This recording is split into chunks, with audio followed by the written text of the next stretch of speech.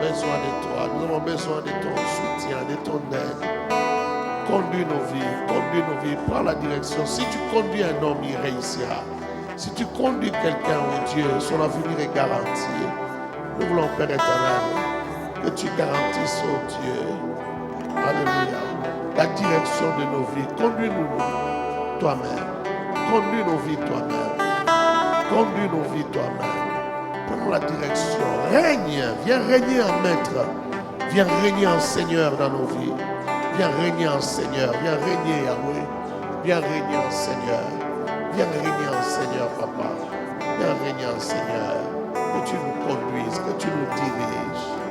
Yahweh, laisse que je me soumette à toi. En toutes choses, que je me soumette à toi. Que je sois capable d'entendre ta voix, d'entendre ton orientation, d'entendre, ô Père éternel, tes instructions et de me soumettre à toi, de me soumettre, Papa, de me soumettre totalement, afin de faire ta volonté, afin de faire ton plaisir. Yahweh, est-ce que ça soit toi qui dirige, que ça soit toi qui dirige, que je me soumette, que je me laisse conduire. La réussite ne vient pas d'un homme, la réussite vient de toi. Oh, alléluia. Merci Jésus. Merci Jésus. Bien-aimé, tu vas prier Dieu. Tu vas dire à Dieu que tu veux continuer à grandir. Tu veux continuer à vivre la transformation. Que la transformation dans ta vie ne s'arrête pas. Et en même temps, tu vas prier aussi pour tous ceux qui sont proches de toi, ta famille, tes amis. Que tous ceux qui sont proches de toi connaissent aussi la transformation. Que la transformation arrive dans leur vie et que la transformation continue dans leur vie. Nous prions pour la transformation. Prie au nom de Jésus. Alléluia.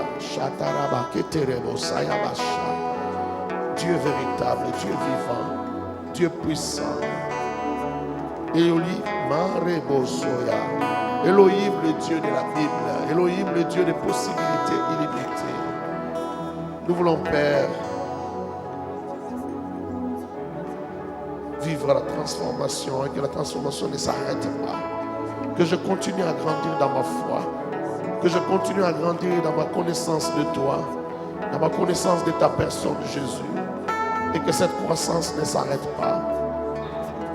Que mon cœur continue à te faire confiance davantage. Que ma foi croisse. Que ma foi grandisse. Que mon cœur continue à se soumettre à toi. Père, que je grandisse. Que je croisse encore dans la foi. Que je t'aime encore comme au premier amour. Que je t'aime encore davantage.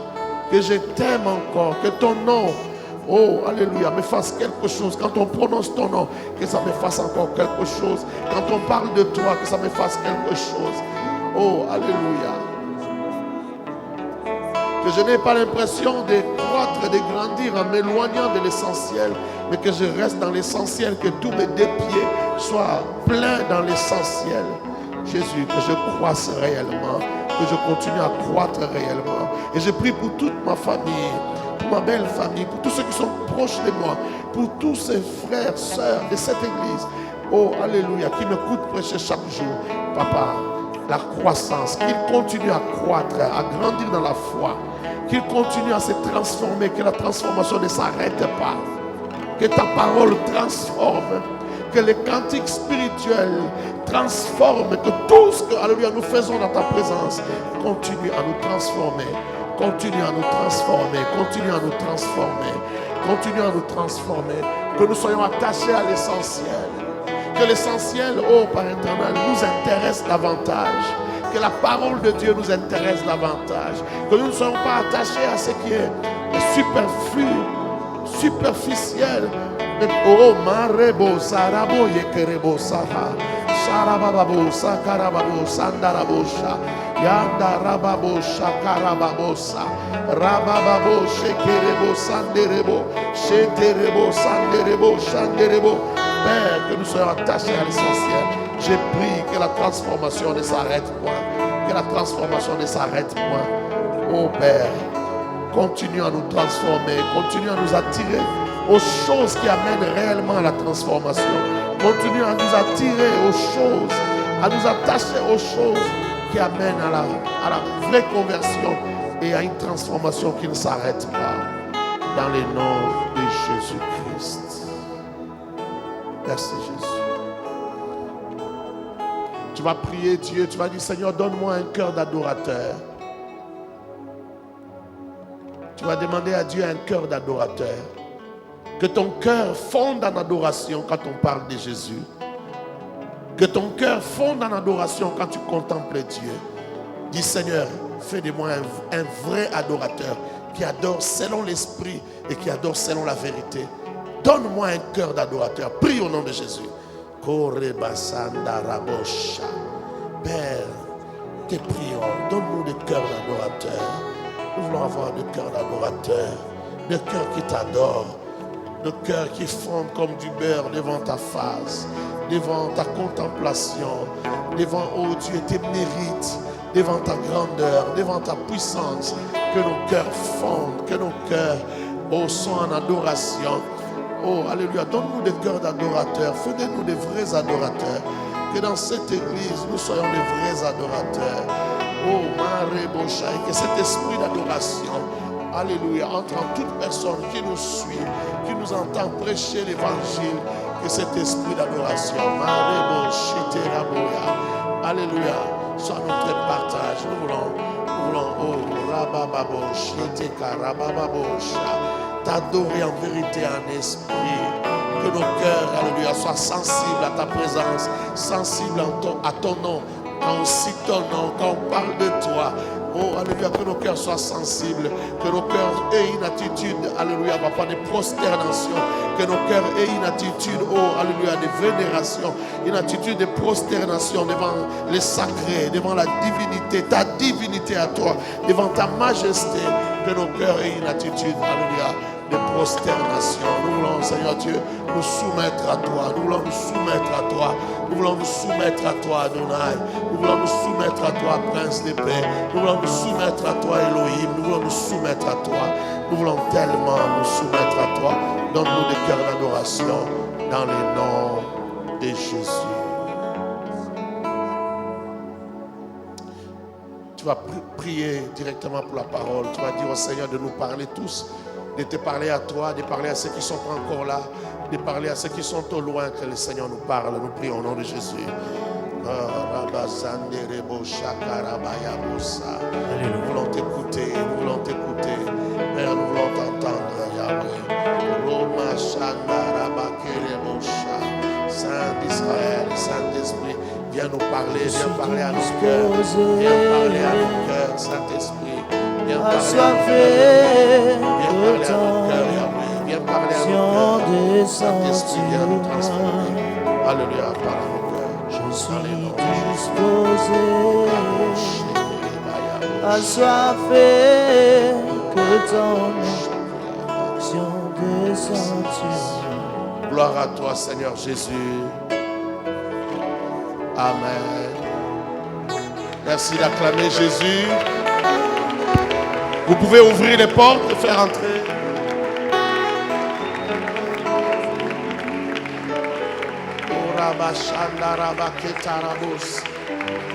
Merci de bien acclamer. Nous sommes dans ta présence. Fais tomber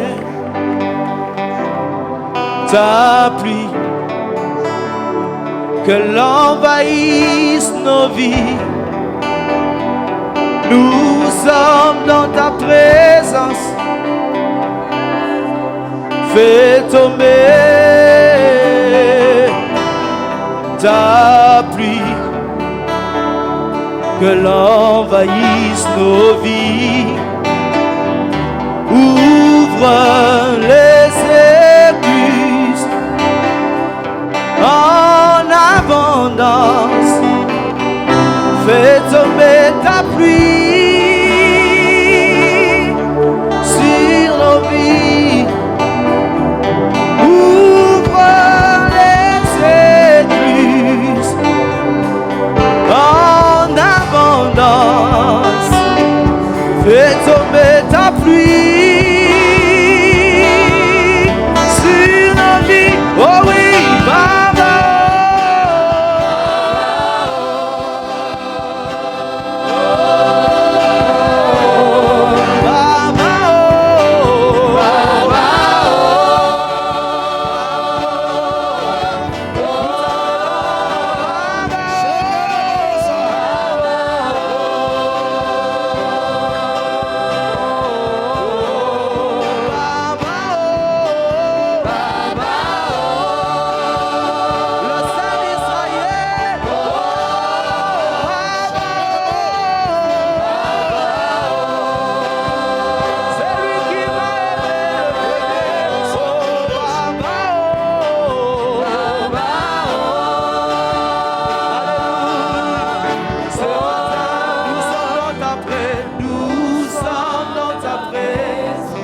Fais tomber ta pluie, qu'elle envahisse nos vies. Nous sommes dans ta présence. Fais tomber ta pluie, que l'envahisse nos vies. Ouvre les églises en abondance. Fais tomber ta pluie sur nos vies. Oh oui, Baba.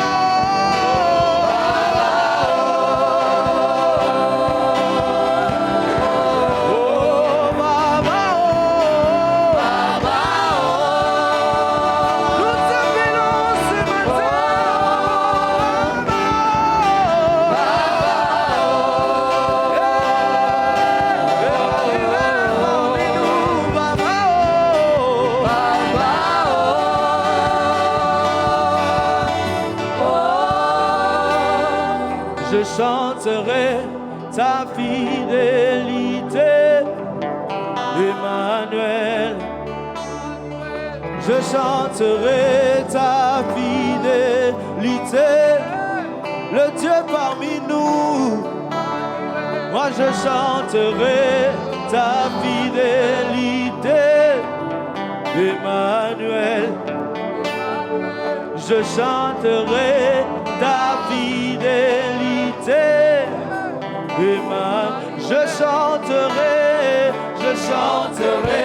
ta fidélité, ta vie, Emmanuel. Je chanterai ta fidélité, Emmanuel. Je chanterai ta fidélité, Emmanuel. Je chanterai ta fidélité, Yahweh, Emmanuel. Je chanterai ta fidélité,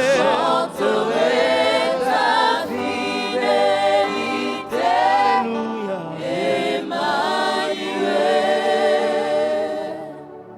Alléluia. Est-ce qu'on peut acclamer le roi? Alléluia. Alléluia. Alléluia. Merci Jésus. Merci Adonai. C'est Jésus que tu acclames. Ce n'est pas une formalité. C'est Jésus que tu acclames. Ce n'est pas une formalité. Tu acclames Jésus.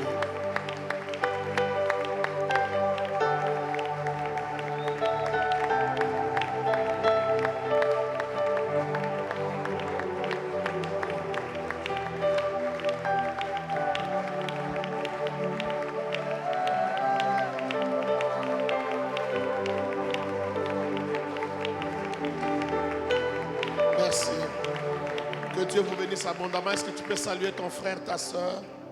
Souhaite la bienvenue dans la maison de Dieu. Merci, que Dieu vous bénisse.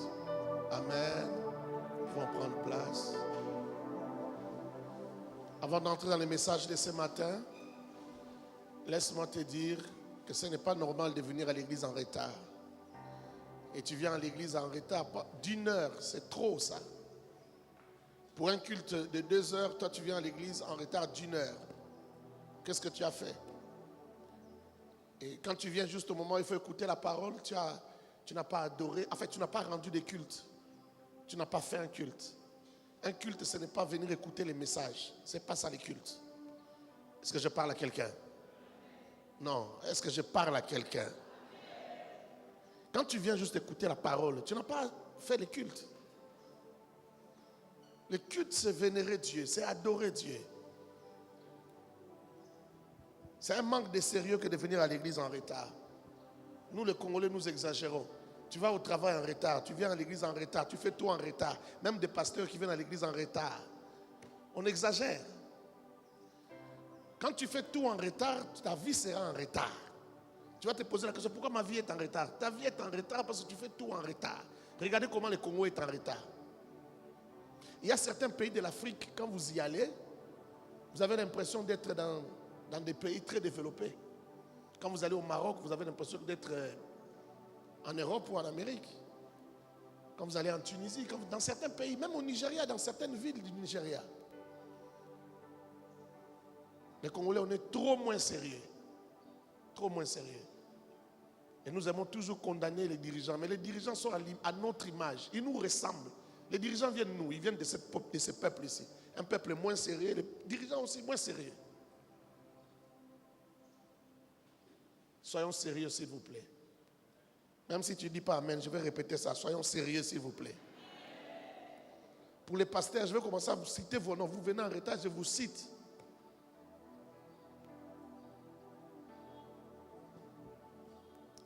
Voilà, nous continuons avec notre message. Nous étions en train de parler de quoi? Vendredi. Quelqu'un se rappelle? Quelqu'un se rappelle?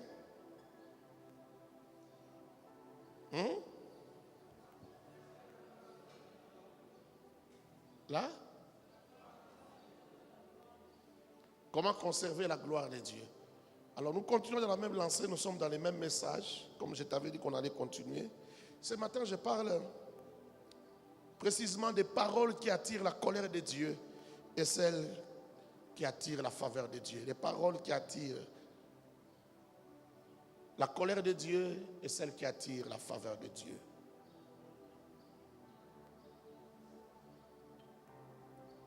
On a parlé de beaucoup de choses vendredi. Pour ceux qui n'étaient pas là, je ne sais pas y revenir. Mais parlant de paroles vaines, nous avons cité plusieurs paroles vaines, plusieurs sortes de paroles vaines. Les mensonges, je rentre un peu en arrière, quelques paroles vaines. Les mensonges, ce sont des paroles vaines. Les mensonges ont causé la mort de certaines personnes, comme Ananias et Saphira. Ils sont morts simplement parce qu'ils ont menti. Et ce matin, nous allons apprendre comment les mensonges attirent la colère de Dieu. Ces jours-là, Ananias et Saphira, qui avaient vendu leur terrain à leur prix, sont venus devant Pierre pour donner leur offrande. Il s'agissait de vendre et d'apporter tous les prix de la vente. Et lorsqu'ils sont arrivés, ils ont menti. On leur a posé la question, est-ce que c'est à ce prix que vous avez vendu? Ils ont dit oui, c'est à ce prix. Ananias est venu avant, il est tombé, il est mort. Quand Saphira est venue, il a fait la même chose, il a dit la même chose, il est tombé, il est mort. Elle est tombée, elle est morte. Pourquoi est-ce qu'elle est morte? Pourquoi est-ce qu'ils sont morts tous les deux? Parce qu'ils ont simplement menti. Pierre a dit, vous avez menti au Saint-Esprit. Ces paroles vaines-là qu'ils ont dit, qui sont sorties de leur bouche, ont entraîné la mort. Parfois j'ai l'impression que ce sont les chrétiens d'aujourd'hui qui sont les seuls croyants par rapport à d'autres religions qui ne respectent pas tellement les sacrés, qui ne croient pas tellement au sacré. Je ne crois pas qu'un bouddhiste peut aller à leur culte en retard, même de 5 minutes. Je ne crois pas. Je ne crois pas. Même quelqu'un qui est dans les loges, il ne peut pas aller au rendez-vous, d'entrer dans son cercueil ou de se mettre à genoux devant les bougies, même avec une minute de retard. Ça n'existe pas. Vous voyez cette perception du sacré, cette mauvaise perception, cette banalisation. C'est ce qui fait aussi que les gens, bien qu'ils soient chrétiens, bien qu'il y a beaucoup de versets dans la Bible qui parlent des paroles vaines et qui interdisent de prononcer des paroles vaines, malgré tout ça, les chrétiens banalisent toujours et ils disent tout ce qu'ils veulent, ils disent n'importe quoi. Ces mensonges-là ont tué Anania et Saphira. Si tu ne connais pas les passages, c'est dans Actes des Apôtres chapitre 5, tu pourras lire ça chez toi à la maison. Comment Anania et Saphira sont morts à cause des mensonges. Et beaucoup de gens ont l'art de mentir. J'ai vu même des prédicateurs qui mentent à la chair. Il y a des gens qui mentent à la chair. On a entendu dans cette ville ici, des gens nous disent qu'ils avaient acheté des avions parce qu'ils voulaient qu'on croie que Dieu les a élevés. Frère, pourquoi tu veux aider Dieu? Quand Dieu ne t'a pas encore élevé, Dieu dit que Dieu n'a pas encore fait. Toi, tu veux aider Dieu, tu veux que les gens croient que Dieu élève en mentant, en trompant. Non, ta vraie motivation, c'est que les gens te respectent. Comme on respecte les gens à cause de ce qu'ils ont, tu veux que les gens te respectent. Quelqu'un me comprend? Tu veux que les gens aient un certain respect pour toi parce que tu possèdes des biens. Alors que tu n'en possèdes pas. Et ça passait à la télé. Pas un seul serviteur, plusieurs. Et ça passait à la télé. Je me posais toujours la question, où sont les gens de RVA? Pourquoi les gens de RVA ne passent pas aussi à la télé pour démentir? Des mensonges. Et des mensonges d'église. Des mensonges qui viennent d'église, de la chair, du pupitre. Et d'autres qui mentent, des faux miracles. Oh non, quand j'étais à tel endroit, Dieu m'a utilisé en faisant telle chose. Des mensonges. Je veux que tu saches que les mensonges tuent. Est-ce que je parle à quelqu'un? Nous avons lu vendredi ici, parce que pour ceux qui n'étaient pas là, tu seras jugé pour toute parole vaine qui sortira de ta bouche. Quand on dit tout, c'est-à-dire sauf rien, toute parole vaine qui sortira de ta bouche te mettra en jugement, t'emmènera devant Dieu pour être jugé. Et les mensonges sont des paroles vaines les plus graves. C'est parmi les plus graves. C'est parmi les plus graves. Les mensonges, c'est parmi les plus graves. Les demi-vérités, j'en ai parlé vendredi. Les calomnies, les colportages, les racontards. J'aime toujours dire qu'il n'y a rien qui tue l'église. Il n'y a rien qui tue nos assemblées locales, nos églises locales. Comme les touba-touba. Parler des choses qui ne te concernent pas. Parler des choses des gens. Rapporter.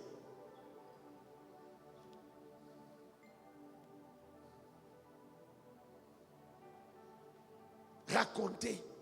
Colporter. Tu as entendu ici, tu amènes là-bas. Même quand c'est vrai, tu n'as pas l'autorisation d'en parler. Toi, tu es venu chercher Jésus. Cherche Jésus. Trouve Jésus. Le colportage. Les calomnies. Des faux témoignages. Même quand tu n'es pas au courant que c'est une calomnie, c'est un péché. On a calomnié quelqu'un, on a dit il a fait ceci, alors qu'il ne l'a pas fait. Toi, tu as entendu cela de la deuxième ou de la troisième bouche. Tu vas aussi raconter. Du moment que c'est une calomnie que tu vas raconter là, tu as calomnié. Tu as calomnié. Et tu seras jugé pour ça. Et ça, ce sont des choses qu'on oublie vite. Hein. On a parlé, puis on a oublié. On ne sait même pas qu'on a parlé de quelque chose. Ah, moi aussi, j'avais entendu. Hein. Il paraît qu'elle est enceinte. Hein. D'ailleurs, toi, en bon songeur, tu ne dis même pas qu'il paraît. Non, tu dis, elle est enceinte. Elle est enceinte. Tu calomnies, tu vas même plus loin. Tu dis, c'est pourquoi d'ailleurs, Dad, il a suspendu. Un autre mensonge. Quand tu ouvres ta bouche, tu peux dire même 4 mensonges et tu calomnies. Tu dis, non, moi aussi, on m'a dit. Mais tu as calomnié. Et les mensonges et les calomnies sont parmi les paroles vaines les plus mauvaises, les plus fâcheuses, qui énervent Dieu, qui attirent la colère de Dieu. Les moqueries. Tu te moques de la forme physique de quelqu'un, tu te moques de sa façon de s'habiller, tu te moques de sa situation sociale, tu te moques de son intelligence ou de son manque d'intelligence. Tout ça, ce sont des moqueries. Les insultes, les disputes, même les mariés. Dieu est avec vous partout, même dans votre chambre à coucher. Vous vous disputez parce que tu te disputes avec ta femme. Vous vous dites des paroles méchantes, des paroles mauvaises, des paroles qui blessent. Tu as tellement envie de blesser ta femme que tu lui dis, il faut que je lui donne ça, que je lui frappe ça. Des paroles méchantes qui blessent, ce sont des paroles vaines. Et tu passeras en jugement pour cela. Des disputes, des paroles, des insultes. Même ton propre enfant, la Bible ne t'autorise pas à injurier l'enfant. La Bible, par contre, t'autorise à chicoter l'enfant. Pas avec la colère, avec l'intention de les tuer, non. On a dit chicoter. Parce qu'on sait que si tu donnes avec des coups de poing, tu peux tuer. Chicoter. Et les enseignants à l'école primaire nous ont appris que les meilleurs endroits pour chicoter, c'est donner des fessiers. Parce qu'avec des fessiers, tu es sûr, ça bondit sur la chair, il n'y aura pas de dégâts. Ça fait mal, mais il n'y aura pas de dégâts. Ce n'est pas donner des coups de poing, des coups, non. Des coups de pied, ainsi de suite, non. Mais en même temps, alors qu'on t'autorise à frapper l'enfant, on te dit aussi que tu ne dois pas.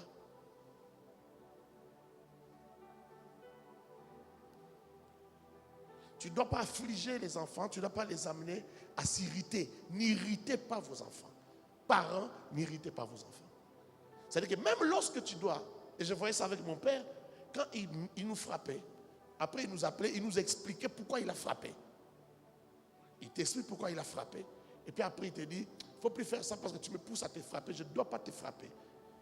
Après il ajoute, il dit, pardonne-moi pour t'avoir frappé, mais je devais te frapper. Il te demande même pardon. C'est pourquoi c'est facile pour moi de demander pardon, même à un enfant, parce que j'ai appris ça.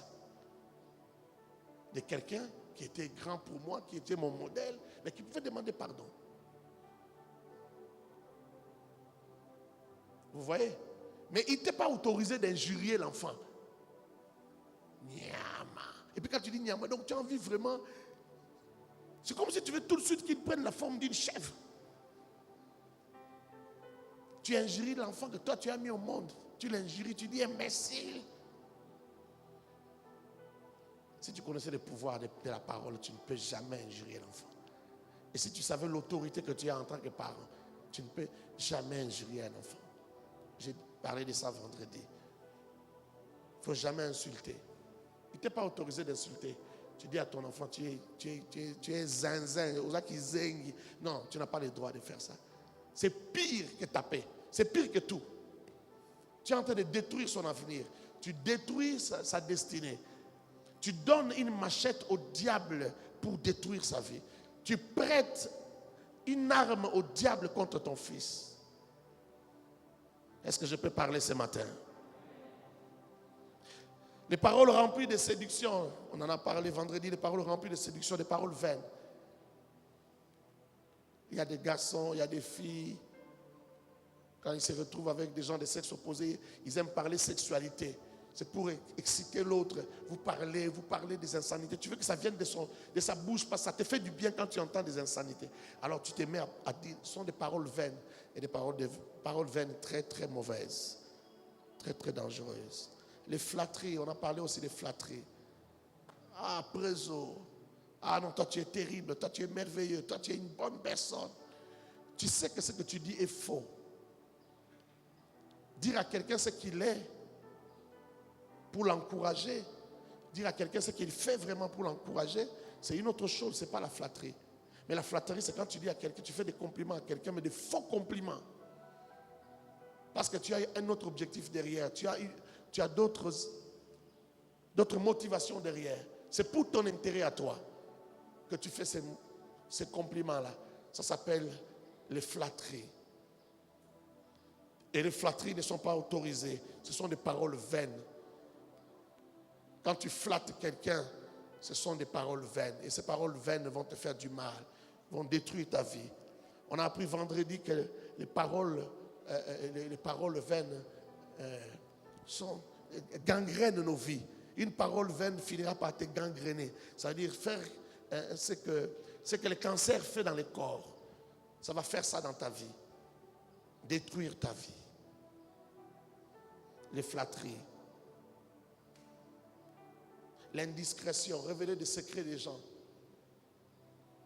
Ce sont des paroles vaines aussi. Révéler des secrets des gens, ce sont des paroles vaines et Dieu n'aime pas ça. Ça attire la colère de Dieu. Donc toutes ces choses diminuent la puissance. Nous avons vu que la bouche doit être bouchée. Si tu veux croître en puissance, si tu veux garder les dépôts, comme Paul a dit à Timothée, il a dit, garde les dépôts en t'éloignant, en évitant des discours vains et profanes. Tout ce que tu emmagasines dans la présence de Dieu, dans les jeûnes, dans la prière, même dans la petite prière que tu fais à la maison, je ne sais pas, de 5 minutes, de 15 minutes, de 20 minutes, tout ce que tu emmagasines, tu les perds. Et lorsque ta bouche s'ouvre, tu perds la puissance, tu perds la gloire de Dieu. Lorsque tu restes dans la présence de Dieu, tu accumules la présence de Dieu. Lorsque nous sommes dans la présence de Dieu, c'est comme un miroir. C'est comme si nous étions devant un miroir. Tu es transformé, la Bible dit dans les livres de Corinthiens, nous sommes transformés en la même image. Ce que tu regardes de Dieu, ce que tu contemples de Dieu, c'est ce que tu deviens. C'est comme ça que quand Moïse est resté longtemps dans la présence de Dieu, pendant 40 jours et 40 nuits, il descend de la montagne du mont Sinaï. Les peuples n'arrivent pas à le regarder parce que son visage brille comme le soleil. On ne peut pas fixer les regards sur le soleil. Son visage brille comme le soleil. Tu vois cette gravité? C'est parce qu'il est resté longtemps dans la présence de Dieu. Et pour qu'il parle au peuple, que le peuple le supporte la gloire qui était la sienne, il fallait qu'il mette un voile. On lui a fait un voile, on lui a cousu un voile. Il a couvert le visage pour retenir l'éclat de la gloire qu'il avait. D'où vient cet éclat de gloire? La présence de Dieu. Mais regarde, la Bible ne dit pas qu'il est resté avec cette gloire indéfiniment. Au bout d'un certain temps, cette gloire est passée. Il a enlevé le voile. Pourquoi cette gloire est passée? C'est l'effet de se frotter aux hommes, aux humains, à la vie de chaque jour. L'effet de trancher les problèmes des gens, d'écouter les discussions des gens. Oui, non, c'est toi qui as raison. Non, c'est pas toi qui as raison. La gloire est partie. La gloire part lorsqu'on ouvre la bouche. La bouche, c'est comme le trou de la baignoire, du lavabo. Tu peux remplir d'eau, mais quand tu enlèves le bouchon, tout l'eau va passer. Alors toutes ces choses diminuent la puissance en vous. C'est comme ça que beaucoup de gens, je le disais déjà vendredi, beaucoup de gens feront le surplace dans la vie chrétienne. Tu vivras la même chose pendant des années et des années. La gloire ne s'accumule pas, la gloire ne monte pas. D'autres vont monter dans la gloire, ils vont faire des choses extraordinaires. Après, leur gloire va terminer. Surtout dans notre pays, on voit des serviteurs de Dieu finir en courbe, une courbe descendante. Il était là dans la gloire. Le succès l'accompagnait. Mais vers la fin de sa vie, il descend. Et parfois, il meurt même dans l'anonymat. Il meurt, les gens ne savent même pas qu'il est mort. Un joueur, quand il meurt, au moins, il y a le communiqué à la RTNC. On en fait des émissions. On vous dit, Ndaye qui a marqué 9 buts à la finale de, je sais pas, à la Coupe d'Afrique. Ndaye Moutoumboula est mort. Vous apprenez. Mais toi, tu vas mourir, on ne sait même pas que tu es mort. Ce sont des cotisations qui se font dans les quartiers pour qu'on t'achète ne fût-ce qu'un cercueil. Pourtant, tu étais dans la gloire. Tu as roulé dans des grosses voitures. Mais à ta mort, tu finis dans l'anonymat. Parce que la gloire est partie. Nous sommes puissants lorsque nous prêchons la vérité, la parole de Dieu. Lorsque nous disons la vérité, nous sommes puissants. Lorsque nous chantons les louanges de Dieu, nous chantons les adorations de Dieu. Nous sommes puissants, nous devenons puissants. Mais il faut savoir conserver cette puissance. Il faut savoir conserver cette puissance. Lorsque nous parlons de Dieu, et après nous parlons avec Dieu, nous parlons de Dieu, et après nous refusons de perdre cette gloire accumulée dans des discours vains, c'est ça la puissance. Osée chapitre 10, verset 4. Osée 10, 4. Il prononce des paroles vaines, des serments faux. Il y a des gens qui s'engagent, mais ils s'engagent dans la fausseté. Non, si tu me prêtes, je vais rembourser. Non, si tu fais ceci, je ferai cela. Mais des serments faux. Des paroles vaines. lorsqu'il conclut une alliance, écoute ce que la Bible dit maintenant. Aussi le châtiment germera. Vous savez, parfois, quand on dit germera, ça dit le châtiment ne viendra pas tout de suite. Ça germera. Ça prendra le temps. Les Quinois disent, ce n'est pas le jour que tu as mangé les crapauds que tu auras la gale sur le corps. Et à mon colonel, il go redonner,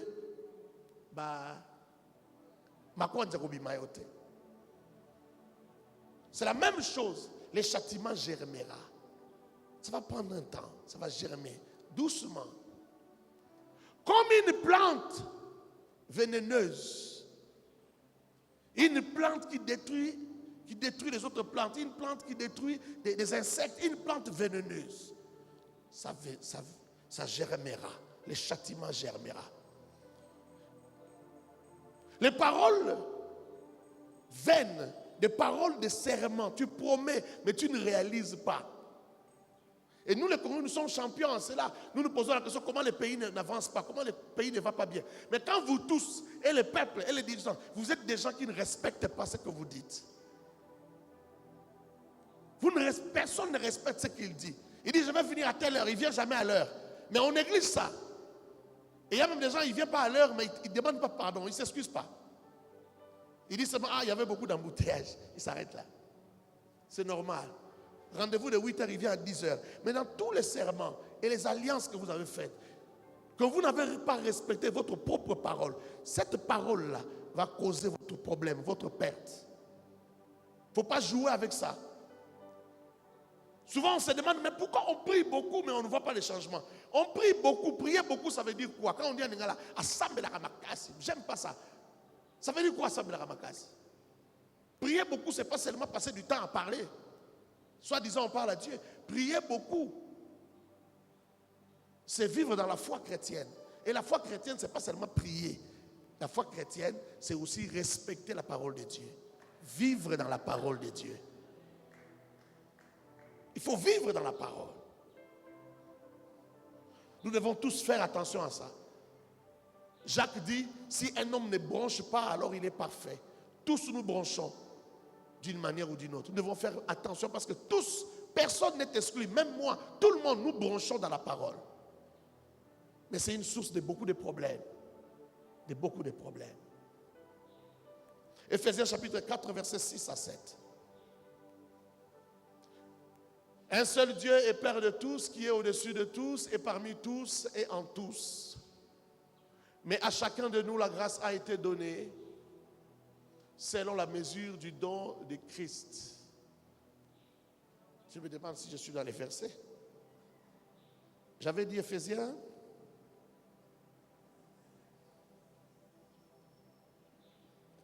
Laisse-moi vérifier ça rapidement.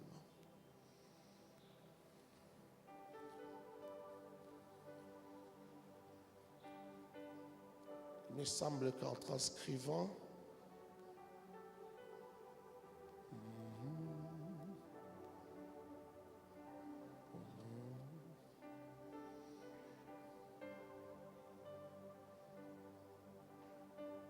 je suis plutôt dans Éphésiens 5. Éphésiens 5, 6 à 7. Éphésiens 5, 6 à 7. Corrigez ça.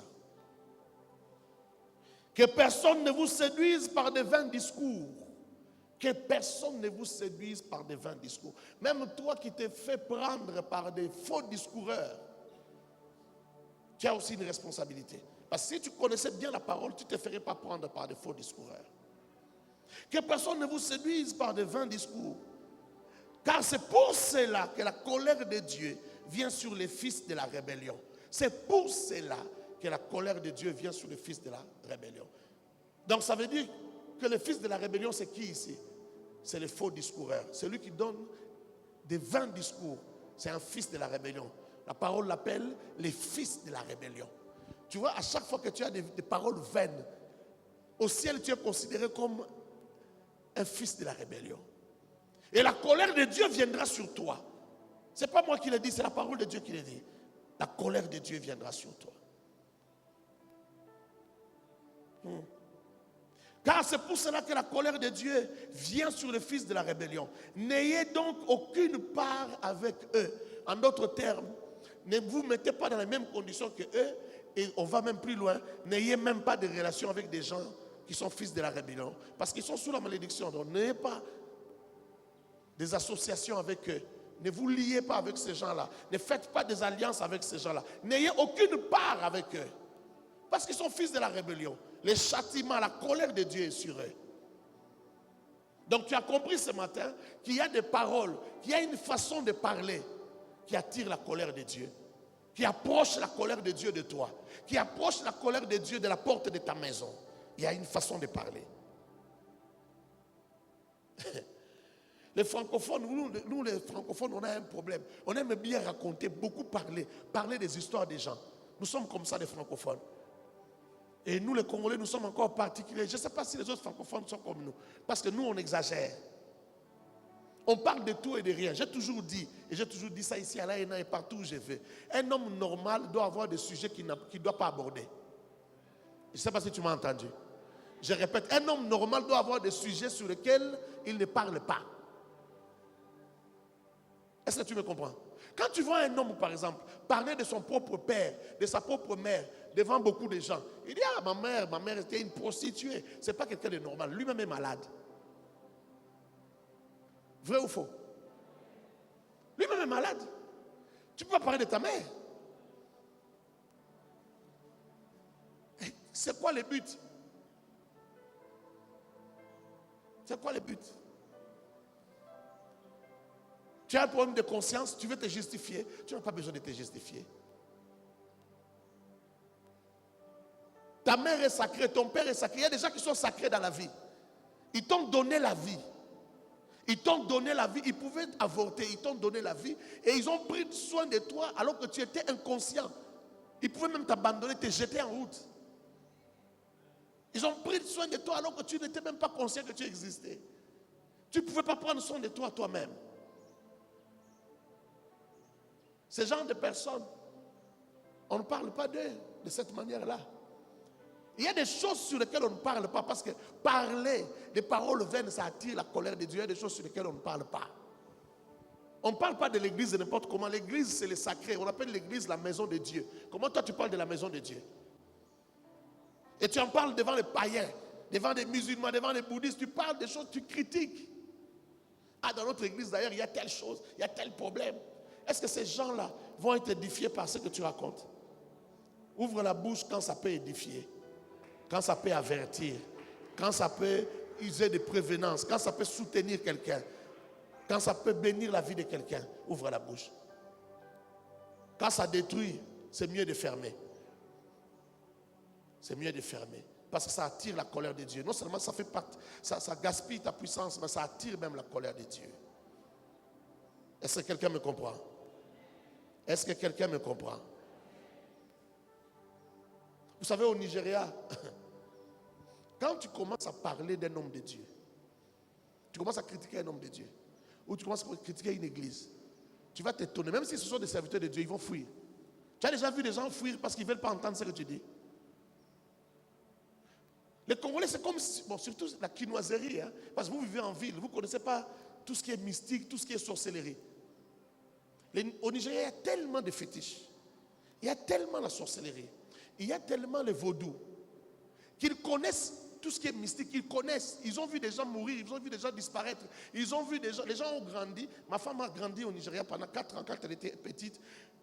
Il y a des jours au Nigeria où on ne sortait pas. Je ne sais pas si ça continue jusqu'à aujourd'hui. Il y a des jours où vous ne sortez pas. C'est le jour du sacrifice.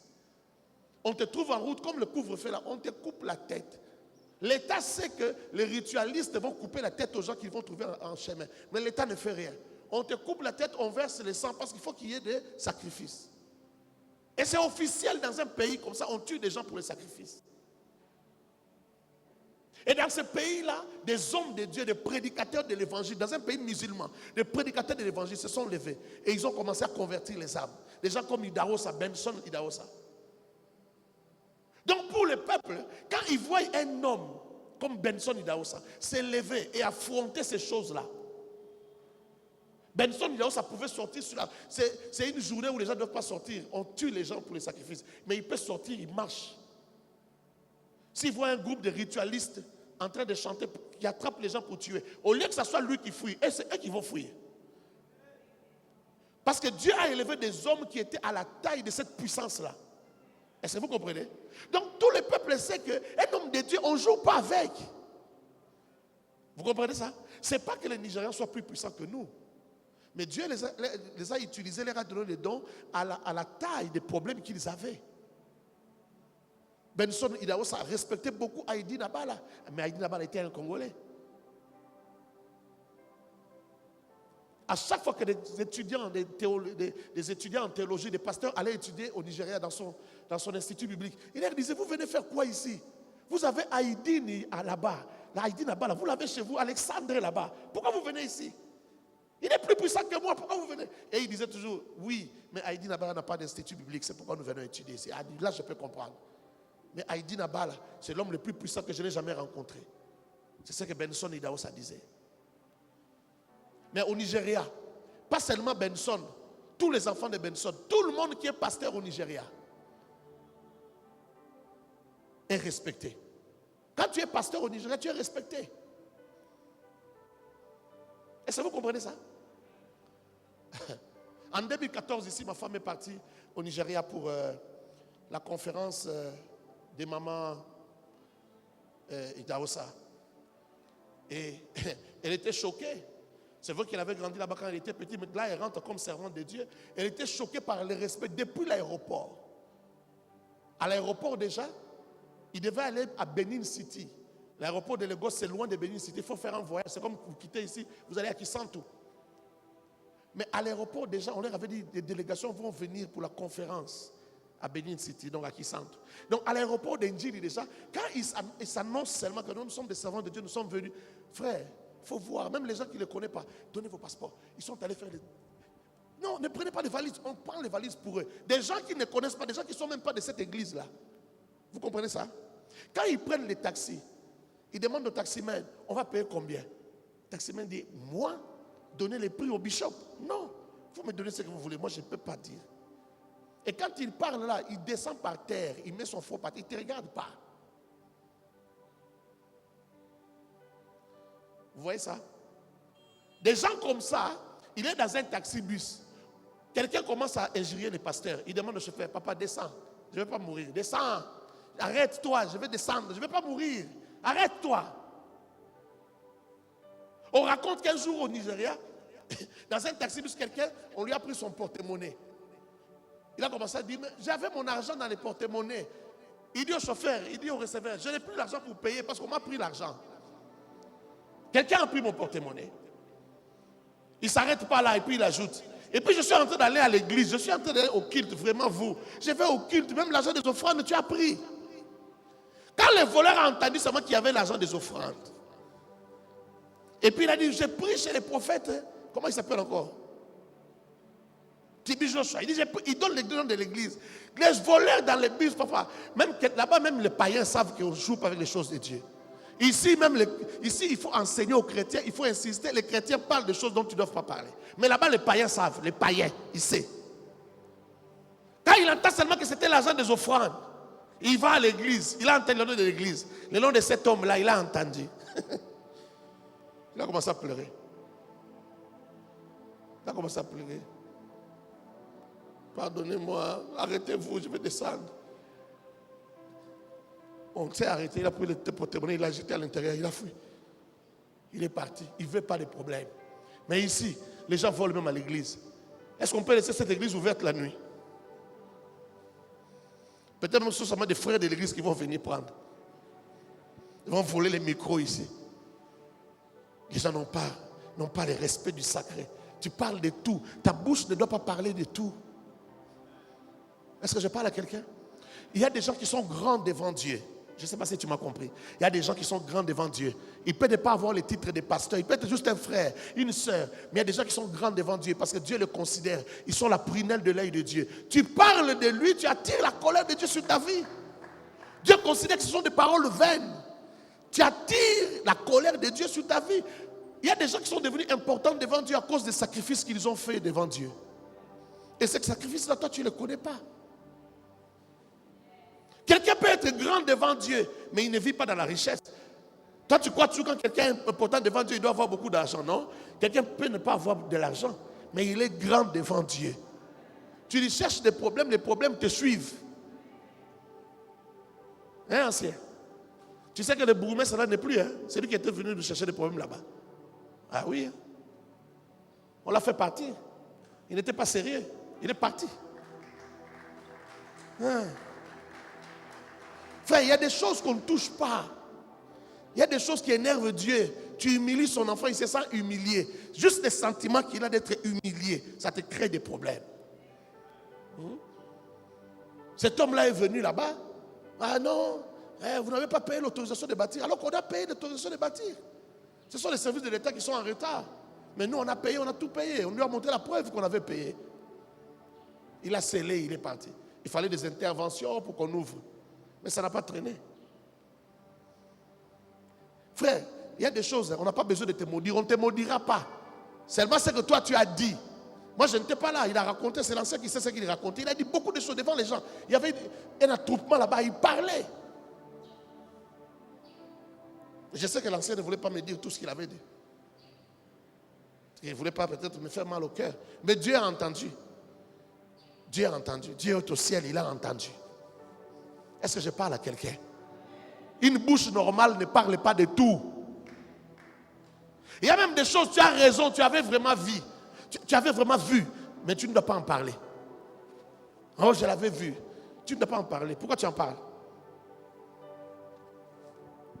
Est-ce que je peux avancer? Vous savez, les gens, surtout les Congolais et les francophones, se tiennent toujours de l'autre côté. Du côté de ceux qui ne veulent pas qu'on les dupe. Du côté de ceux qui ne veulent pas être des moutons. Alors ils vont te dire, ah non, vos gens là, vos histoires là d'église, vos pasteurs là, ils disent, arrêtez ces histoires là, ne touchez pas à mes ouins, tout ça. Frère, qui en quelque se fout à la terre? Tu m'as entendu? Qui en quelque se fout à la terre? Si quelqu'un, un serviteur de Dieu, veut profiter de ça, de sa position pour faire du mal, pour que les gens ne parlent pas, ça c'est son affaire avec Dieu, Dieu le jugera. Mais toi tu ne peux pas te prévaloir de ça pour faire des bêtises, non, pour parler, pour sortir des paroles vaines. En droit on dit, nous qui avons fait le droit on dit, nul ne peut se prévaloir de sa propre turpitude. Tu ne peux pas te prévaloir de ton erreur, de ta faute, non. Quand c'est mauvais, c'est mauvais. Je peux avancer. Quand c'est mauvais, c'est mauvais. Alors il faut comprendre ces choses-là. Si au Nigeria, les gens comprennent ça, pourquoi nous on ne peut pas comprendre ces choses? Il y a qu'au Congo où tu peux payer les billets à quelqu'un, un prédicateur, il vient, il arrive, vous vous asseyez, après quelques minutes, il commence à te poser des questions sur des polémiques, sur des pasteurs qui ont fait ceci, qui ont fait cela. Et vous critiquez même des pères. Ça n'arrive qu'au Congo. Au Ghana, au Nigeria, ça n'arrive pas. Il y a un homme de Dieu qui nous a raconté de cette ville, je ne vais pas le citer. Il est allé au Ghana et lorsqu'il est arrivé, il était reçu par un fils de Duncan Williams. Alors le fils de Duncan Williams, il le reçoit, ils sont à table en train de manger. Alors on lui pose la question, comment va les bishops Duncan? Il paraît que c'est ton père spirituel. Il dit, oui, c'est mon père. Alors il paraît qu'il a commencé à poser des questions. Divorcé ou quoi là? Il posait des questions. L'autre ne disait rien. Il a arrêté de manger, il a posé les mains sur la table, il les regardait. Quand il a fini de parler, il est resté calme en train de les regarder. Et puis, il a repris de manger. Je disais, il a changé de sujet. Lui, au lieu de comprendre, il n'a pas compris. Il a changé de sujet parce qu'il voulait seulement rester poli. Après un moment, il reprend encore. Alors maintenant, il jette le couvert. Il dit, mais toi vraiment, vous les francophones, est-ce que moi et toi, on peut parler de mon père? Vous parlez de tout. Moi et toi, on ne peut pas parler de Duncan Williams. C'est mon père. Quelle honte. Quelle honte. Il y a des choses, quand quelqu'un vient te parler, il vient te suyer. Il faut lui dire, en tout cas, va parler au concerné, ne viens pas m'en parler. Alors, je pensais que tu allais dire amen. Surtout vous les filles. Hein? Surtout vous les mamans. Quelqu'un vient te raconter, tu sais, pasteur Marianne, tu sais, tu vois la femme de pasteur Flavien. Dis-lui, va parler avec elle, va lui dire ça. Mon édification, mon succès, ma personne n'a pas besoin de ça. Ma vie n'a pas besoin de ça que tu me racontes. Tu vois tel. Tu vois l'enfant, l'aîné là, ce n'est pas leur enfant, c'est l'enfant de la femme. Tu vois l'enfant là, c'est l'enfant de l'homme. Frère, ça peut édifier. Vous êtes venus chercher Dieu, cherchez Dieu.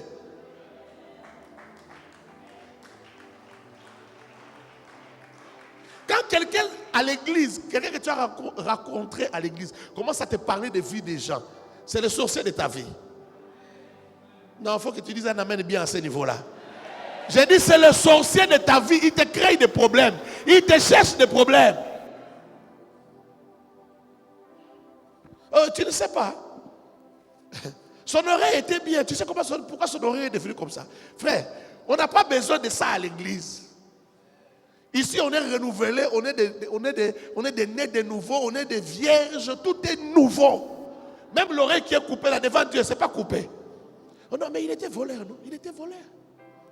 C'est pourquoi il a une oreille coupée. Il était voleur. Oh, le mari de maman telle était. Oui, oh, mais le maman telle, elle a épousé un voleur. Qu'est-ce que ça peut bien faire à l'église? Qu'est-ce que ça peut bien apporter? Et souvent dans nos églises de réveil, même dans des réunions, les gens pêchent même dans des réunions de l'église.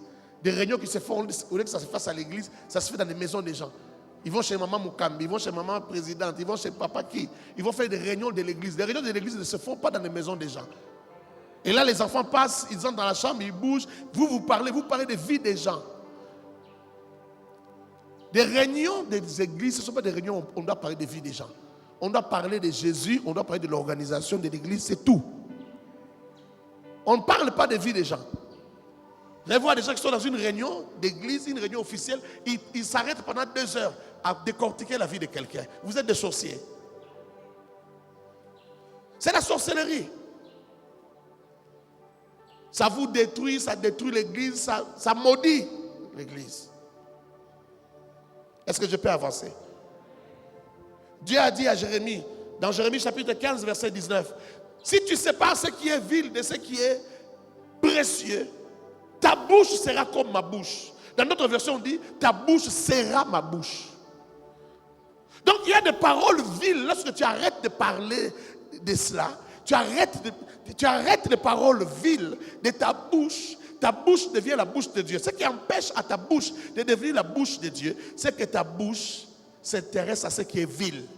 Ta bouche sort ce qui est vil.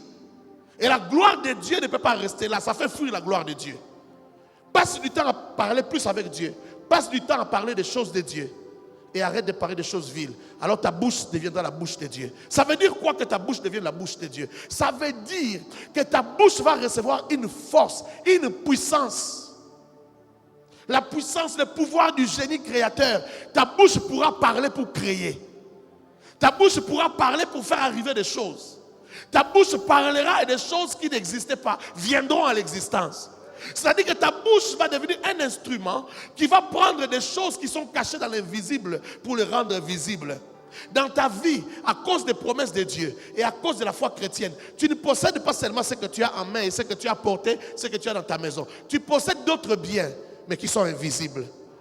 Il faut les rendre visibles. Pour les rendre visibles, tu as un instrument de taille, un instrument de valeur, un instrument de choix. C'est ta bouche.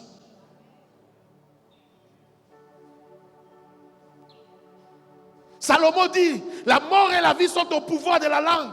Proverbe 18, 21 le dit, la vie et la mort et la vie sont au pouvoir de la langue. Ça veut dire que tu peux donner de la vie à ton existence par ta langue. C'est pourquoi Salomon dit, ceux qui aiment la bouche, ceux qui aiment la langue, en mangeront les fruits. C'est un arbre qui produit des fruits. On a vu des gens qui ont beaucoup de manguiers ou qui avaient beaucoup de manguiers dans la parcelle. Lorsqu'ils ont faim, ils n'ont pas de quoi manger. Ils disent, allez cueillir les mangues. Ils font la cueillette des mangues et ils vont vendre. Ils trouvent de l'argent pour acheter la farine. Le soir, ils préparent, ils mangent. Toi aussi, tu as un arbre. Cet arbre-là, c'est ta langue. Ça peut te donner à manger. Ta langue-là peut te donner à manger. Dis à ton voisin, ta langue peut te donner à manger. ta bouche deviendra la bouche de Dieu. Quel privilège!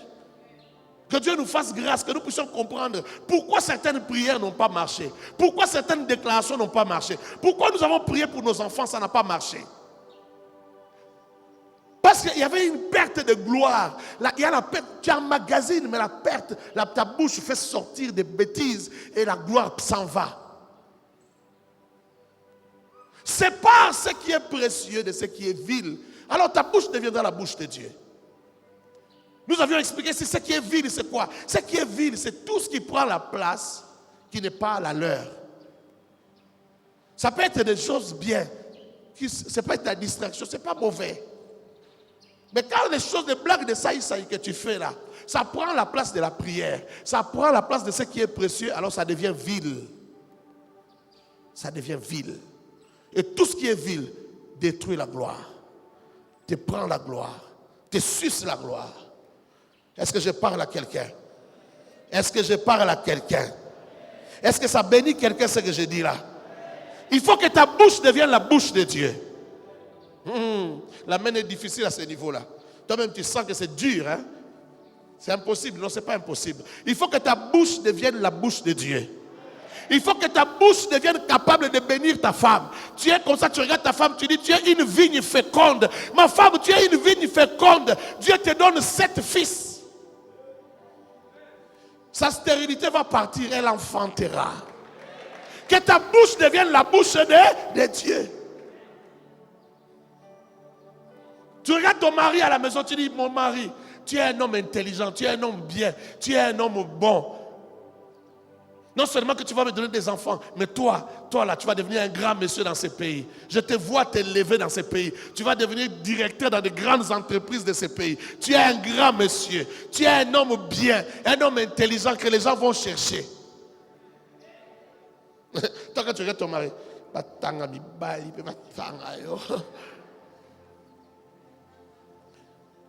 qu'on cite les hommes, qu'on te cite aussi. Mais pourquoi tu l'as épousé? Pourquoi tu as épousé quelqu'un qui n'est pas homme? Tu savais qu'il n'était pas un homme, pourquoi tu l'as épousé? Il y a des femmes qui injurient son mari. Tu as la moutou, le cola, ma bakou, le cola, cocotier. Non, que de ta bouche sortent de bonnes choses. Ta bouche là, c'est la bouche de Dieu. Si Dieu parlait comme tu parles là, tout aurait déjà disparu, il aurait déjà tout détruit. Heureusement que Dieu ne parle pas comme nous. Dieu connaît l'importance de la parole. Il ne parle pas n'importe quoi. Apprenons à parler comme Dieu. Non, j'ai dit apprenons à parler comme Dieu. J'ai dit à quelqu'un, apprenons à parler comme Dieu. Parler comme Dieu, ce n'est pas seulement déclarer pour que ça arrive. En amont, avant de déclarer pour que ça arrive, en amont, que de ta bouche ne sorte que la bénédiction, des bonnes choses, des paroles pures, des paroles honnêtes, des vérités, pas de mensonges. Alors ta bouche deviendra la bouche de Dieu. Tu pourras crier. Tu pourras faire arriver des choses dans ta famille. Tu pourras faire arriver des choses dans la vie de tes enfants. Tu pourras changer les vies de tes enfants. Les vies de tes enfants ont besoin de ta bouche. Est-ce que je parle à une maman ici? Est-ce que je parle à une femme sage? Je vais parler à une femme sage. Que les choses que je dis, que ça entre dans ton cœur. Que ça reste dans ton cœur. Maman, je te dis ceci. Ta bouche là peut créer l'avenir de tes enfants. Non, je parle à une maman. Est-ce que tu réalises ce que je suis en train de dire? Maman, tu pourras faire de ton fils un futur ministre dans ce pays. Je dis, ta bouche peut créer la destinée de tes enfants. Ta bouche peut créer l'histoire de tes enfants. Mets ta bouche au service de la création.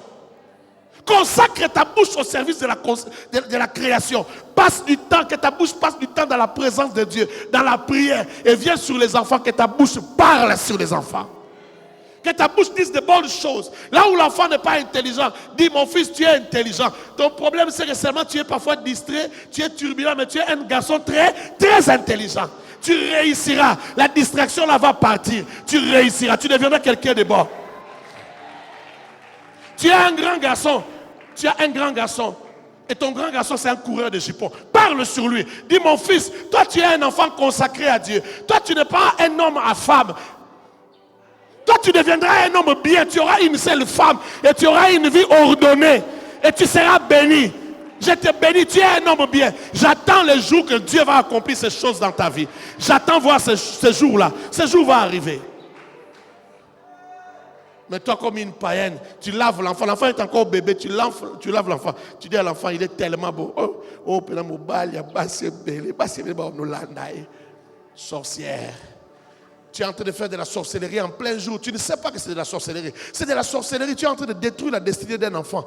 L'enfant ne va pas comprendre. Quand il sera grand, il est attiré par les femmes. Il couche avec 5 femmes par jour. Mais la sorcellerie là, la sorcière, c'est toi. Apprends à utiliser ta bouche pour dire de bonnes choses aux enfants. À parler sur les enfants. À parler sur les destinées des enfants. Est-ce que je parle à quelqu'un, mon Dieu? Il y a des choses qui sont à notre portée que nous-mêmes ne voulons pas. Nous ne voulons pas nous en saisir. Des grandes destinées sont à notre portée. Je ne sais pas si tu sens la gravité de ce que je suis en train de dire. Des grandes destinées sont à notre portée. Fabrique des destinées. Papa, fabrique des destinées. Toi, tu sais seulement te plaindre. Comment on a cassé ceci, comment on a fait ceci. Moi, j'amène l'argent, je vais sortir, je sors, je vais chercher l'argent, je rentre fatigué. Telle chose n'est pas là. Tu ne fais que te plaindre, mais tu ne bénis pas ta maison. Bénis ta maison. Amen en haut. Bénis ta maison. Bénis ta maison. Bénis ta femme. Bénis tes enfants. Si tu as des enfants voyous, c'est toi qui seras malheureux. Si Dieu te fait la grâce de vivre longtemps, dans ta vieillesse, tu vas trop souffrir. Tu vas aller dans la tombe avec la douleur dans le cœur. Parce que tes enfants vont t'abandonner, ils seront irresponsables. Ils ne vont pas prendre soin de toi dans ta vieillesse. Tout homme normal a besoin que dans sa vieillesse, ses enfants soient responsables et capables de prendre soin de lui. Parce qu'il va arriver un temps où tu ne sauras pas faire certaines choses que tu fais aujourd'hui. Tu es gangster aujourd'hui, tu te sens fort aujourd'hui, mais il va arriver un temps où tu ne seras pas fort. Tu auras besoin des enfants responsables. C'est maintenant que tu dois fabriquer ces enfants-là. Fabrique leur destinée avec ta bouche. Est-ce que je parle à quelqu'un? Je ne sais pas si je pourrais terminer, mais il faut comprendre cela. Une bouche consacrée est pleine de puissance et de grâce. Elle acquiert continuellement le pouvoir du génie créateur. C'est une bouche qui peut bâtir des destinées. Elle appelle à l'existence ce qui n'existe pas encore. Elle fait entrer dans le physique, dans le monde physique, dans le monde visible, ce qui est caché dans l'invisible. Elle va dévoiler ce qui était couvert par l'invisible, par la gloire invisible. Il y a des choses qui sont même là où nous sommes ici. Il y a des choses que tu ne vois pas. Dans ces parkings-là, il y a des véhicules que tu ne vois pas. Mais qui sont couverts par le voile de la gloire de Dieu. La gloire de Dieu les cache. C'est une autre dimension, c'est une deuxième dimension. C'est un monde qui est parallèle à ce monde ici. On ne se cogne pas. Là où tu es, là, peut-être que tu n'es pas seul. Tu es assis, là où tu es assis, il y a peut-être quelqu'un d'autre qui est aussi assis là. Mais c'est dans deux dimensions différentes. Le physique et l'invisible. Mais quelqu'un qui connaît, qui sait utiliser sa bouche, va ramener dans la vie naturelle les choses qui sont cachées, qui sont couvertes par le voile de la gloire de Dieu. Il faut comprendre ces choses-là. Est-ce que quelqu'un me comprend? Est-ce que quelqu'un me comprend? Est-ce que quelqu'un me comprend bien?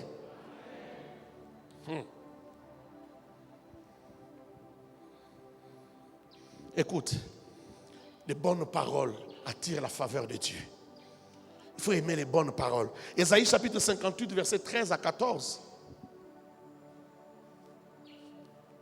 Je reviendrai sur les paroles mauvaises. Laisse-moi un peu parler de ça.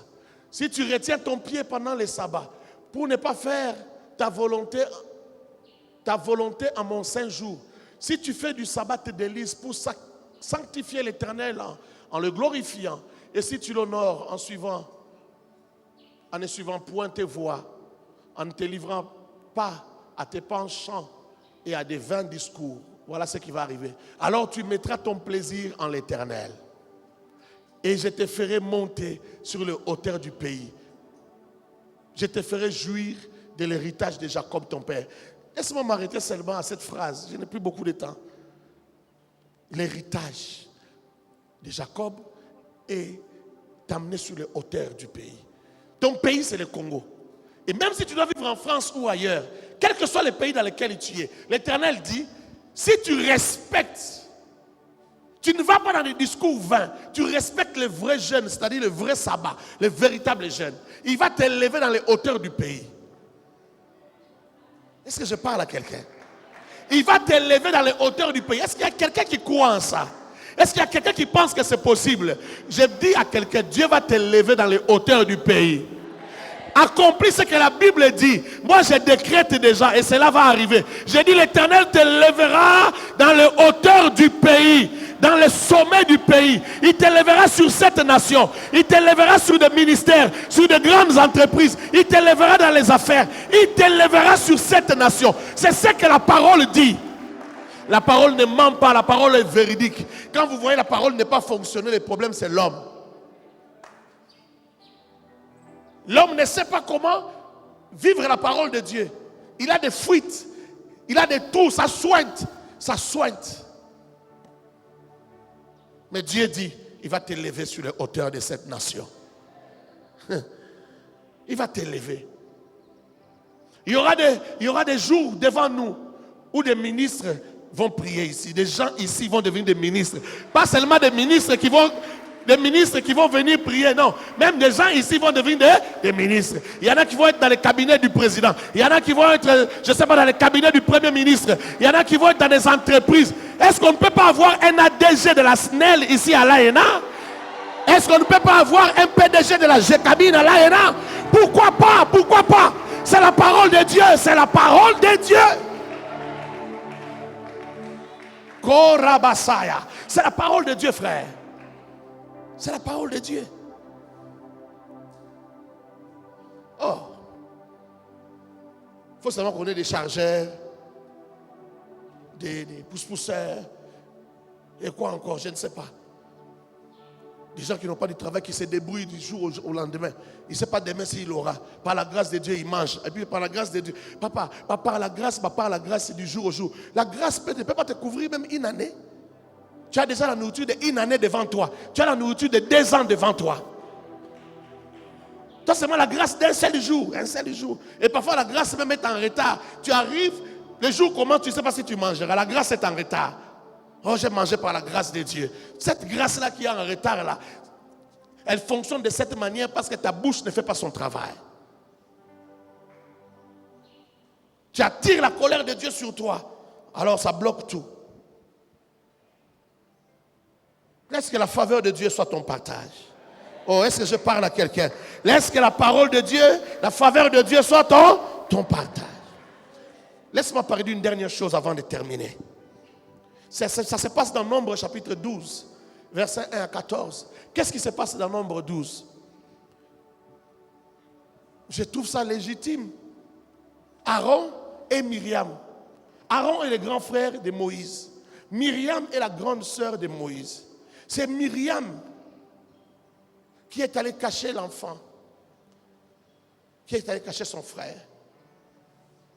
Donc Myriam avec Moïse pouvait avoir un écart même de 12 ans, 13 ans. Ils avaient un grand écart, c'était sa grande sœur. Quand Dieu a visité Moïse, Dieu a commencé à l'utiliser comme prophète. Cette onction prophétique s'est répandue sur ses frères. Aaron aussi a reçu la même onction prophétique. C'est l'onction qui était sur Moïse. Ça a affecté Aaron.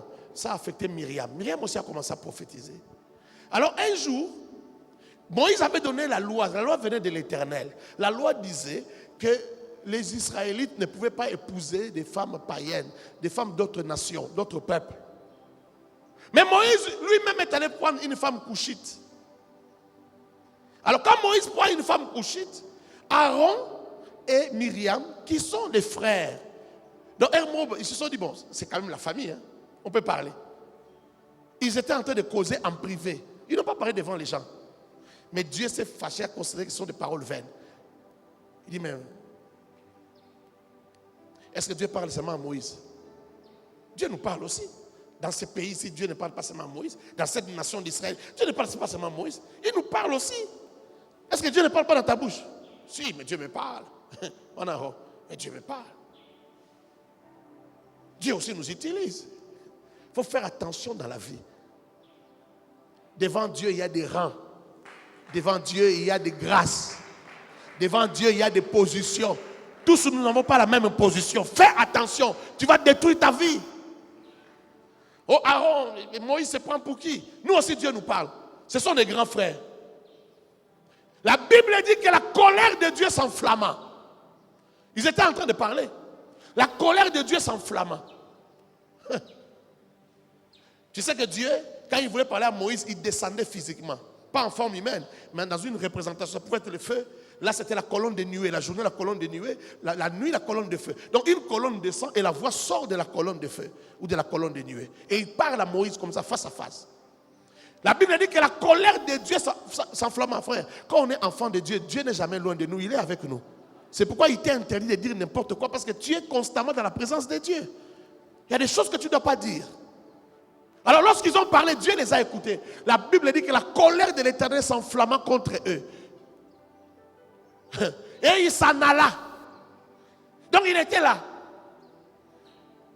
Dieu réagit parfois comme un homme. Donc il se fâche, il part.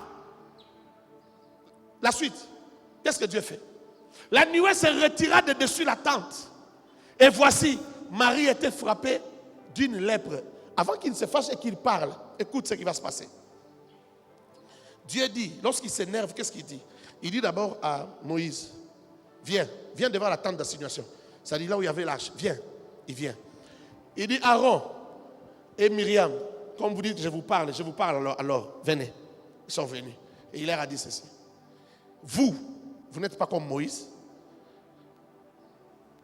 Vous là, je peux vous donner des visions, des trucs. Mais Moïse, je lui parle face à face. Pourquoi vous n'avez pas craint Moïse? Vous savez, il y a des gens qui sont comme des païens, ils écoutent le monde, ils ne connaissent pas la parole de Dieu. On a touché. Oh, touchez pas les ouins, touchez pas les ouins. Frère, tu ne sais pas de quoi tu parles? Il y a des ouins et des ouins. C'est leur petit frère, c'est leur petit frère. Les petits que vous avez lavé à la maison, maman, elle pleurait, le petit pleurait, vous l'avez porté. C'est Myriam qui a négocié avec la fille de Pharaon pour que la fille de Pharaon s'occupe du petit Moïse. Mais Dieu se fâche. Il dit, vous ne devez pas jouer avec Moïse. Alors Dieu parle, il se fâche et il se retire. Lorsque Dieu se retire, la lèpre attrape Myriam. Donc je suppose que Myriam, c'était elle qui était l'initiatrice de ce débat-là. Même s'ils ont parlé avec Aaron, Aaron n'a pas eu la lèpre. Mais Myriam a eu la lèpre sur tout le corps. Aaron a pleuré ce jour-là, ils ont tremblé. Leurs petits frères, ils ont tremblé. Aaron a dit à Moïse, ne laisse pas notre soeur comme ça, ne laisse pas Myriam comme ça dans la lèpre. Implore ton Dieu, que ton Dieu ait pitié. Ils ont imploré Dieu. Parfois, vous savez, je le disais vendredi, maudire c'est facile. Mais enlever la malédiction c'est très compliqué. Dieu quand il a maudit pour qu'il enlève la malédiction, c'est compliqué. Moïse dans toute sa grandeur là, il a imploré Dieu. Dieu a refusé. Dieu a dit. À lui au moins Dieu a parlé. Mais à nous parfois Dieu ne parle pas, mais il refuse seulement. Dieu lui a dit, quand un père crache sur son enfant, sur sa fille, l'enfant, n'est-ce pas que l'enfant devient impur pendant 7 jours? Alors, elle aussi restera impure pendant 7 jours. Donc la lèpre va rester sur son corps pendant combien? 7 jours. Les gens pensent que Dieu, il pardonne vite. Il ne pardonne pas vite. Hein? Il y a des choses, quand il te punit, il ne te pardonnera pas vite. Tu pleureras. Est-ce que quelqu'un m'a compris? Quelqu'un m'a compris? Il y a des paroles qui attirent la colère de Dieu. Et il y a des paroles qui attirent la faveur de Dieu. Mon souhait et ma prière, c'est que toi, tu saches manier les paroles qui attirent la faveur de Dieu. Des paroles qui changent ta vie. Des paroles qui changent ton histoire. Des paroles qui changent l'histoire de ta famille. Des paroles qui changent ta propre vie. Si tu as une bonne bouche, je parle de la bonne bouche, c'est-à-dire la bouche qui a séparé ce qui est vil de ce qui est précieux. Si tu as une bonne bouche, tu te béniras toi-même et tu te lèveras dans cette nation. Tu te lèveras, tu deviendras grand. Moi, je le crois. Moi, je le crois. Je sais ce que Dieu m'a dit sur ce pays. Je le crois. Je le crois. Je le crois. Je le crois. On s'élèvera dans ces pays. C'est pourquoi moi je n'ai pas dit que Dieu m'a élevé. Dieu ne m'a pas encore élevé. L'élévation est devant. Dieu m'élèvera dans cette nation parce qu'il me l'avait dit. Et je sais qu'il t'élèvera aussi. Il t'élèvera aussi. Je ne t'enseigne pas pour rien. Quand on enseigne, il y a des gens qui n'entendent pas, mais il y a toujours quelqu'un qui entend. Parfois, la personne qui entend bien, c'est la personne auquel vous ne faites pas cas. Mais cette personne-là entend bien. Quand le temps de l'élévation arrivera, on s'élèvera avec eux. On s'élèvera. Oh, ce pays ne sera pas toujours le pays des primacuria, le pays des occultistes, le pays où il n'y a que les gens de loge qui sont élevés. Non, il arrive un temps où les gens qui rababent, qui parlent la langue, Rosota, Karebosa. Oh, il y a un temps où ces gens-là vont s'élever sur cette nation. Des gens qui savent parler en langue à minuit, les gens qui savent parler en langue à 4 h du matin, de 4 h à 6 h, avant de se baigner, d'aller au travail, ils parlent en langue. Il arrive un temps où ces gens vont se lever dans cette nation. Rabazaka Rabosa, Reketa Rabosa. Leur parler en langue prend le pays, embrase le pays, conditionne le pays, met le pays dans de bonnes dispositions. Les méchants ne régneront pas toujours sur cette nation. Les justes aussi régneront. Le temps est arrivé pour que les justes aussi règnent sur cette nation. Tu parles en langue le matin, l'onction là va saisir un magistrat, va saisir un procureur. Il rend justice comme il se doit. Parce que l'onction l'a séduit, l'a saisi. Et il rend justice convenablement. Il voulait prendre le cagnaka, il voulait prendre la corruption, mais il a changé d'avis. Parce que l'onction l'a saisi. Oh, je prie que ce temps arrive vite. Je prie que ce temps arrive vite sur cette nation. Je prie que ce temps se hâte sur la nation. Je prie que ce temps se hâte. C'est à nous de parler sur cette nation. C'est à nous de prophétiser sur cette nation. Alors en tant qu'apôtre de Christ, je prophétise sur la nation. Je dis que ce temps se hâte.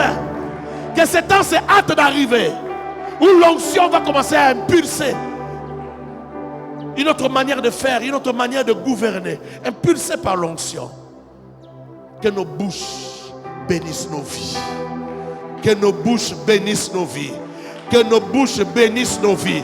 Oh, je dis que nos bouches bénissent nos vies. Est-ce que tu peux t'élever et commencer à parler? Commence à parler, commence à bénir, commence à déclarer. Karababo, sakarabo. Commence à parler, parle. Sarabakerebos. Parle. Parle.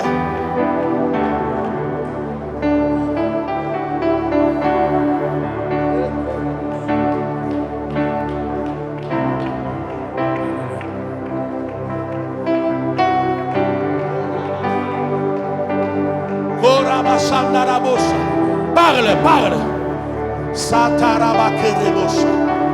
Oh Jésus, je crois en ta parole. Je crois que ta parole est vraie. Je crois que ta parole est véritable. Je crois que ta parole ne trompe pas. Ta parole ne choue pas. Sarabababos. Je crois qu'elle ne choue pas. Je crois qu'elle ne choue pas. Et je crois qu'elle ne chouera pas. Razagarabos. Oh Jésus. Charakayabosa. Oh, ta parole ne chouera pas. Ta parole ne chouera pas. Ta parole ne chouera pas. Tes promesses ne choueront pas. Tes alliances ne tomberont pas à terre. Sababababos. Oh, tes alliances ne tomberont pas à terre. Oterebo sanderebosh. Yenderebo sanderebo sanderebosha.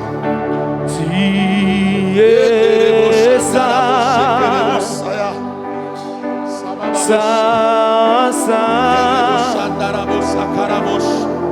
éternel Dieu, tout-puissant, digne l'agneau,